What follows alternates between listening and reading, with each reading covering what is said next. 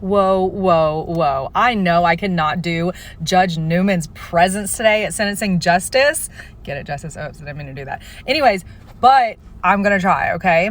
So the judge said that he was shocked that the prosecution was not seeking the death penalty. And he kept saying it as if he was going to override that. He continued on scolding Alec, how he felt about basically the ruin that he did with his beautiful life and beautiful family. He looked at him and he was like, basically said in layman's terms, I'm going to give you one more chance to say the truth because you've lied. The jury saw you lie, but I'm going to give you one more chance to say the truth. And of course, Alex said, I would never do anything to hurt Maggie or Pawpaw.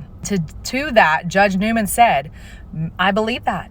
Maybe you wouldn't have, but I'm not so sure that that monster that the drugs turned you into would not. He brought up how he was shocked at Alex's testimony when he got on the stand and talked about June 7th as if it was just another day. He was basically, did you even say June 7th is just another day? And then it concluded, of course, with him sentencing him to the rest of his natural life for each of the murders consecutively. Oh, and then he said he had about 90 other cases waiting for him about Murdaugh. Oh my God. Now, let's get real for a second, okay? I absolutely love watching lawyer Lori every night on her lives, by the way. Last night, she said some very interesting things. Let me just preface by saying, I believe justice has been served. But some people really get me thinking, okay? Lawyer Lori had mentioned last night that if he did that, right?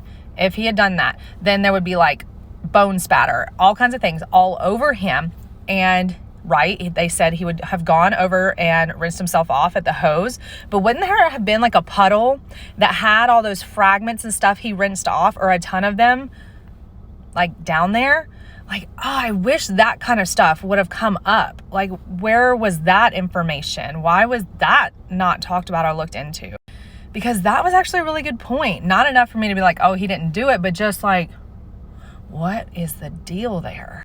But I was on live last night when he was announced his verdict, and a lot of you guys were talking about Buster either knowing or being in on it somehow. Dude, leave me some comments because that is so interesting. I do think that Buster might have had something to do with Smith's death back in 2015, but I had not really thought about it with this situation. Like father, like son? I hope not.